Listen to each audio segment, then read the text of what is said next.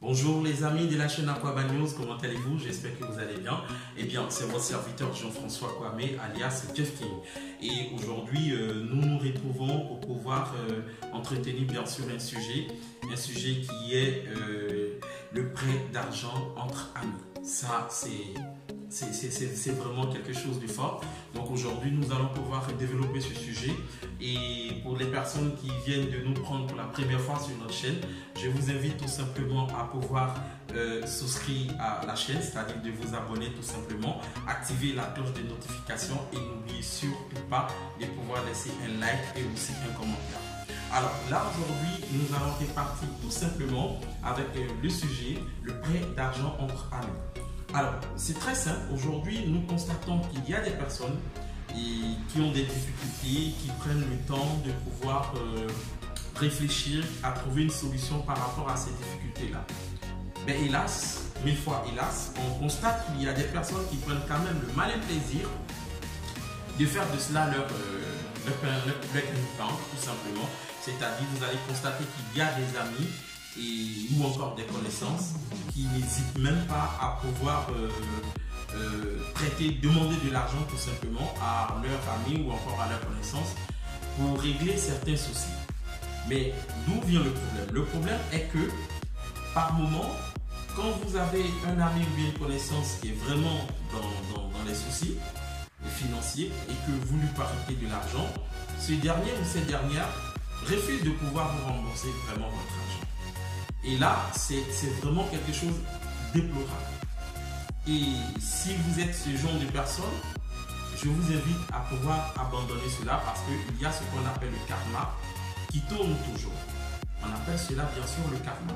Si vous devez même de l'argent à une personne et que cette personne vous réclame son argent et que vous n'avez pas la somme en question ou bien vous n'avez pas pu avoir cet argent, la meilleure des choses, ce n'est pas de vous cacher de cette personne. La meilleure des choses, c'est de pouvoir tout simplement échanger avec cette personne, qu'on fait comprendre à la personne que peut-être dans la situation dans laquelle vous êtes en ce moment, vous n'êtes pas en mesure de pouvoir lui restituer son argent ou encore peut-être la chose dont vous a prêté. D'accord? Donc, vous partez tout simplement, vous lui parlez, si il n'est pas dans la même ville que vous l'appelez, n'attendez pas que c'est lui qui vous appelle, vous l'appelez, vous mettez 4 sur table, vous parlez, et si c'est quelqu'un vraiment qui a un cœur ouvert, il vous comprendra et il viendra vraiment à votre aide, peut-être une fois de plus, par rapport à ce que vous traversez comme situation financière. Voilà.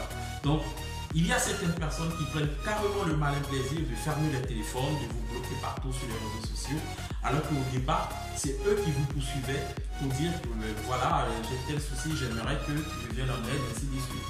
Et malheureusement, quand vous le faites, ces personnes prennent quand même le malin plaisir de pouvoir vous détourner du regard et après, ça devient autre chose. Alors, chers amis, les petits conseils que je peux vous donner aujourd'hui, quand vous devrez prêter vraiment de l'argent à quelqu'un, soyez sûr que cette personne travaille déjà. Oui, parce qu'il y a d'autres personnes qui vont dire oui, c'est la vérité. Soyez sûr que cette personne travaille déjà. Parce que si cette personne ne travaille pas, qu'elle vous demande de l'argent et que vous lui remettez, c'est que en réalité, cet argent que vous lui avez remis, c'est un don. C'est sûr, c'est un don. Mettez en esprit que c'est un don que vous venez d'effectuer et non, bien sûr, un prêt. Pourquoi? Parce qu'il ne travaille pas. Et à quel moment il va pouvoir régler ce problème qu'il a en ce moment pour pouvoir vous restituer votre argent.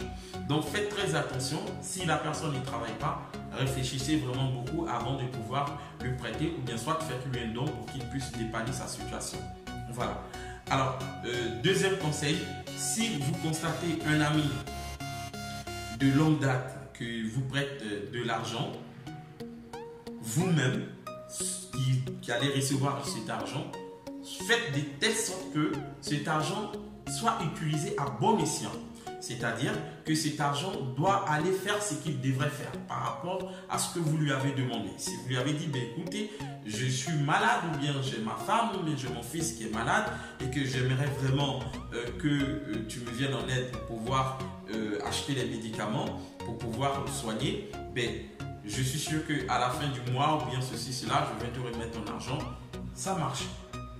Ça marche. Dans ce cas, vous pouvez vraiment lui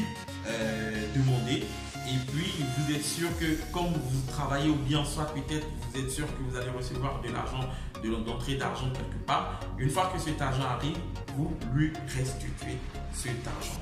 Parce que après, qu'est-ce qui va se passer si ce n'est pas fait?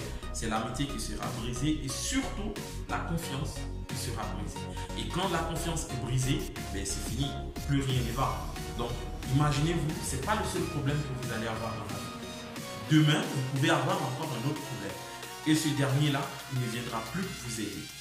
Malgré qu'il a peut-être la possibilité de le faire, il ne viendra plus le faire pour vous. Alors faites très attention à ce que vous faites avec vos propres amis concernant l'argent, les prêts et ainsi de suite.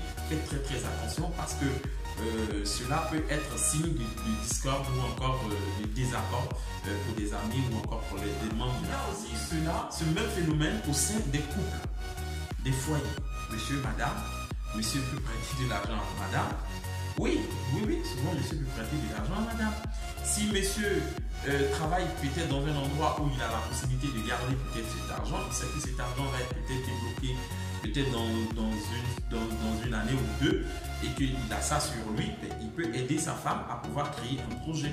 Dans ce cas, il peut financer sa femme. Il n'a pas les moyens, mais il devient la banque pour sa femme. Il finance.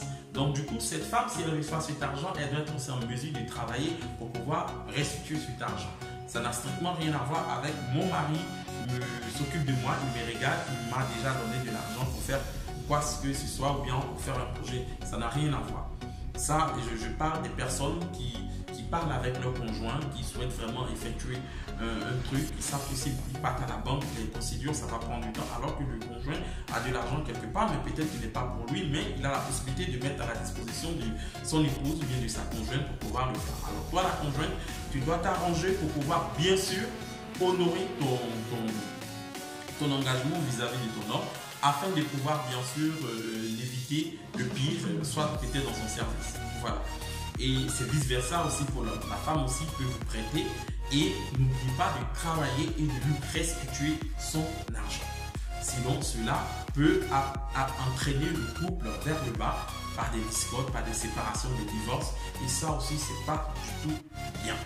Donc, voici un peu ce que j'avais à vous dire aujourd'hui concernant le prêt d'argent entre amis, entre collègues, entre membres de famille et entre couples. Donc, du coup, j'espère que vous avez bien entendu ces conseils et que ça ne serait pas dans les oreilles des sourds.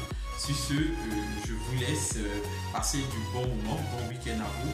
N'oubliez surtout pas de liker si ça vous a plu, de partager aussi surtout et de vous abonner si c'est votre première fois. Je vous fais un gros bisou et à la prochaine.